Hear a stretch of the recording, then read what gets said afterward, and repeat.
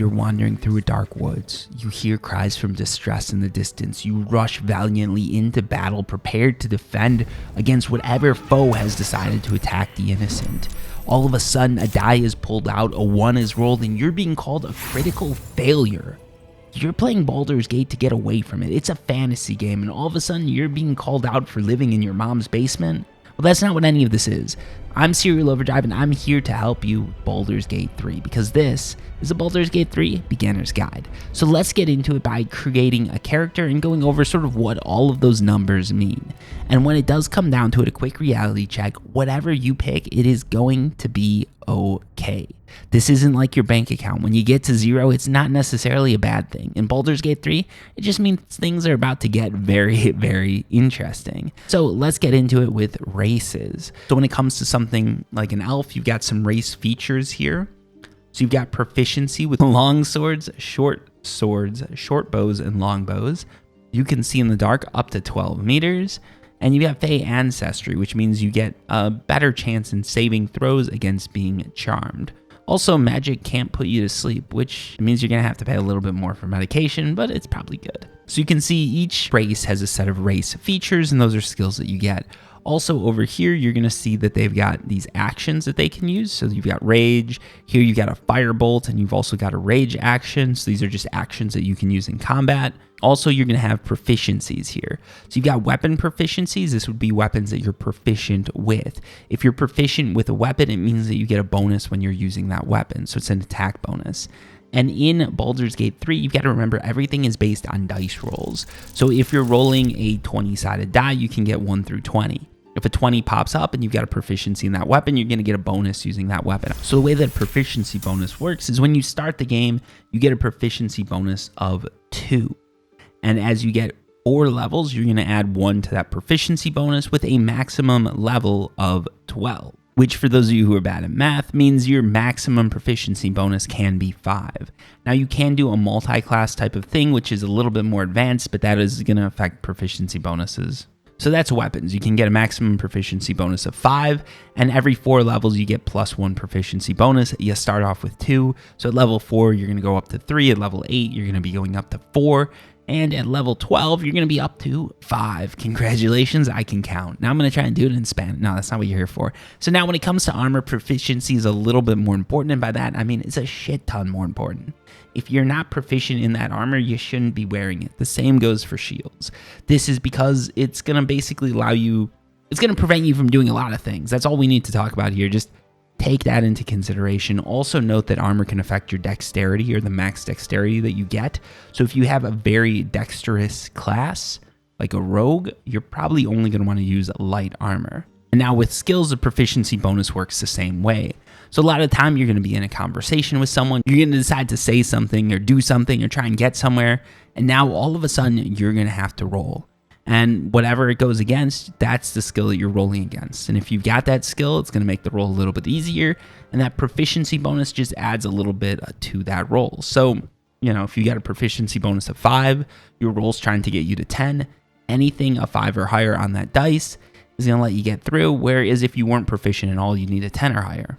Also, there's modifiers and things like that that come into play, but we're not going to talk about that. Now you can go into sub races, and this is just going to be features that it affects. So you can see here a high elf would have a firebolt and a wood elf would have faster movement speed. And now when it comes to classes, everything works pretty much the same. You got your weapons, your armor, your skills. This is going to be affected by what class you pick, obviously. And that X2 just means you're going to get quite a bit of a bonus here. So you can see this is +5, whereas Arcane you're only getting +3. So if you go over to Rogue here, you can see Sleight of Hand +7, Stealth +7, History +5. You get a lot of little effects there. Also, History is a really cool one to have because that means you're going to get more background on sort of what's going on in the universe.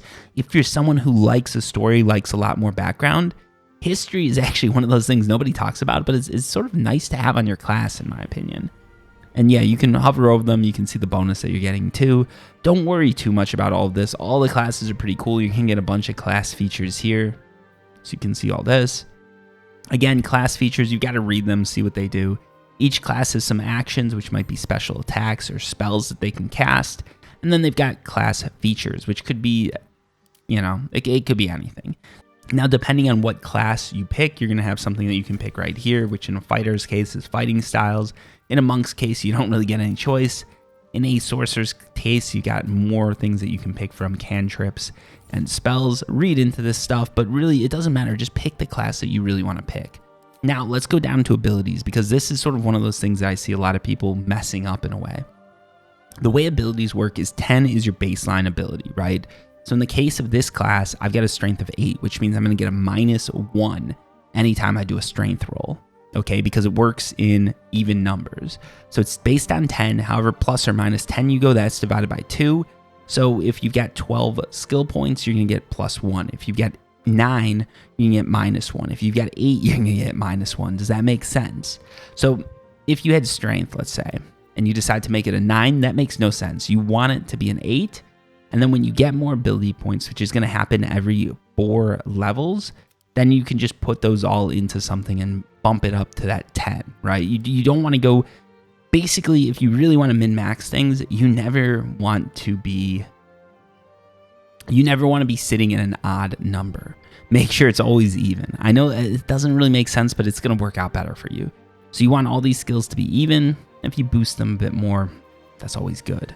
So you can see here, this character is going to be extremely charismatic. It's got a 17 and a +2, which means the bonus that it's going to get is that +2. And yeah, just to go over it again, 10 is a baseline. That's 0. You don't get any bonus on your rolls. So you're just rolling a 20-sided die. You've got 1 through 20 as the options that can come up. If you go up to 12, you get a +1, because 12 minus 10 divided by 2 is 1, okay?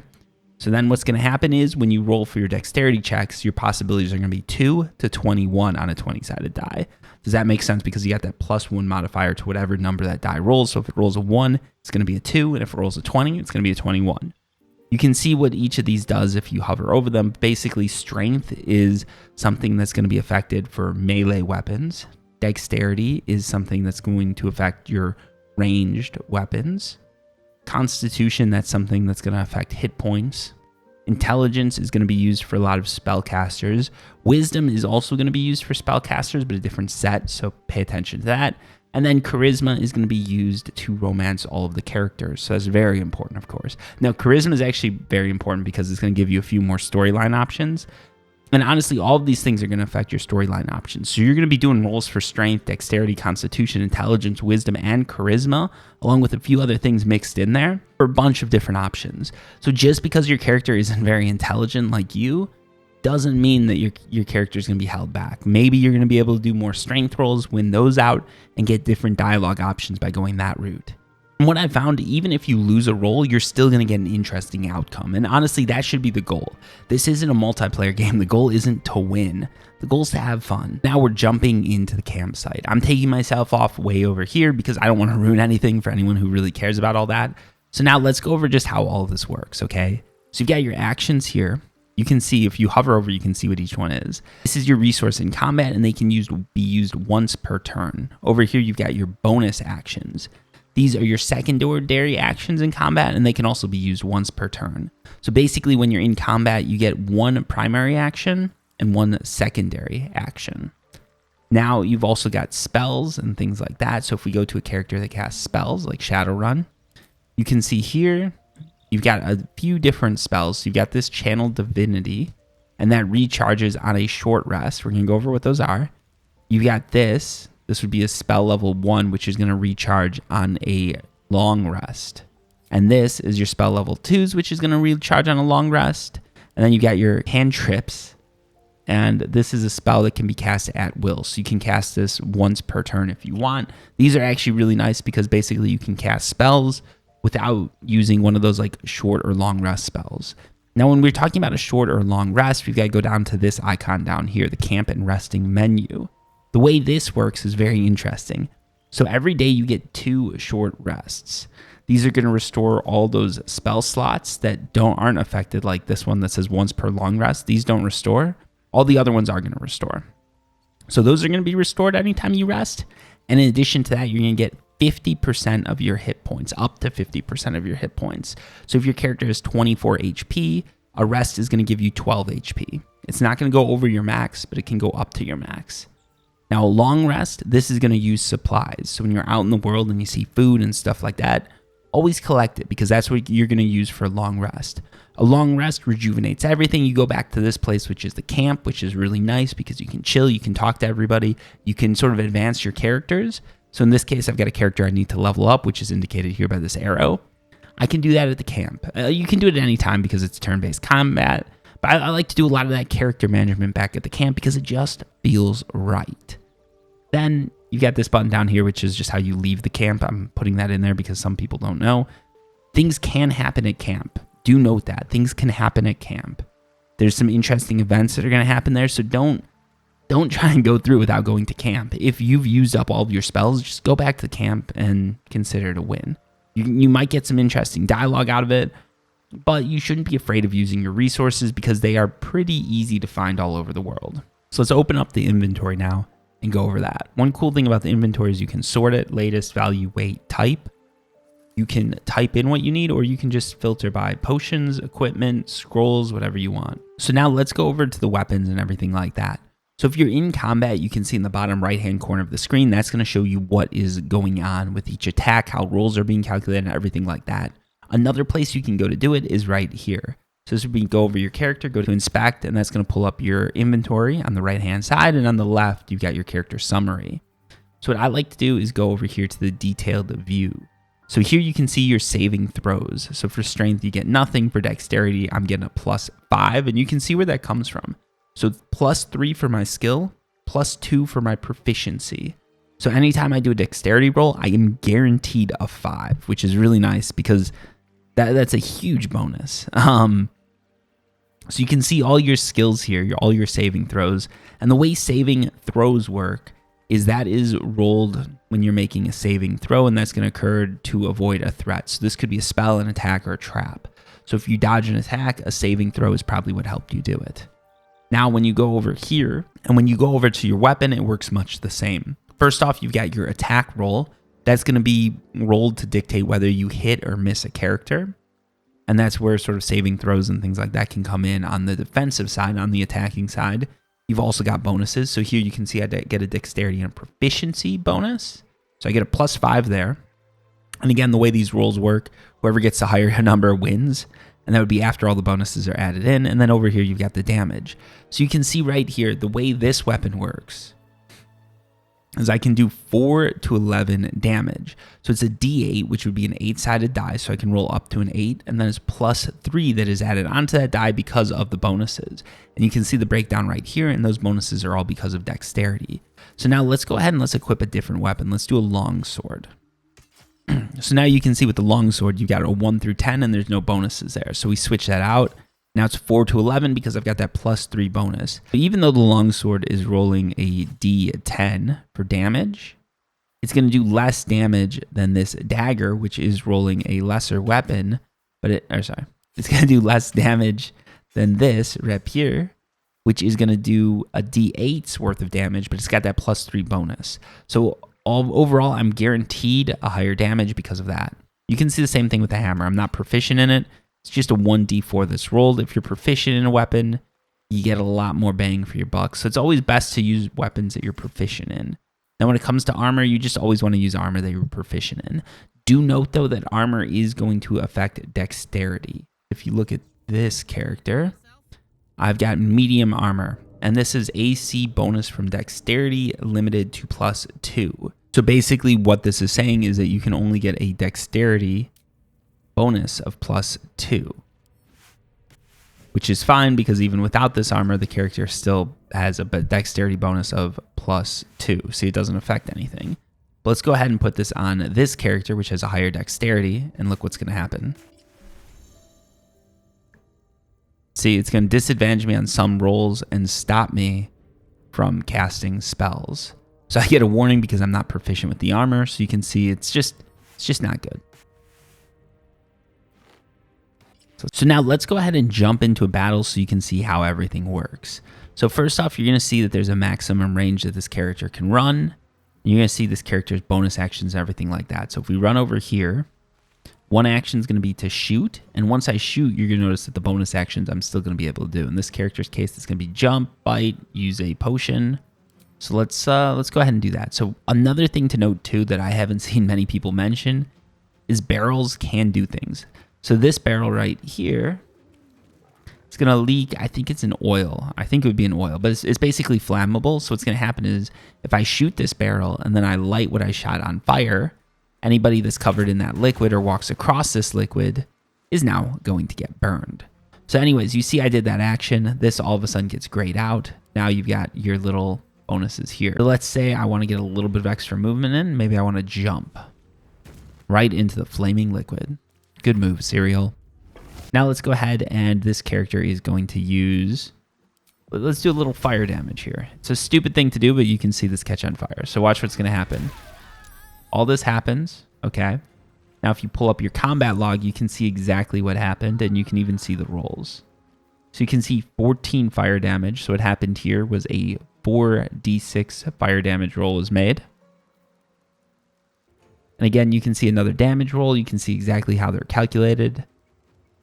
And, oh, it was alcohol. That's the surface that turned to fire. That didn't quite look like alcohol to me, but it is what it is. All right, so now we've got my character here. You can see these are the things that are happening to my character. Soul numbed, can't take bonus actions or reactions, and bloodless. Feels a bit woozy. I'm not going to tell you why that happened. That one's very interesting.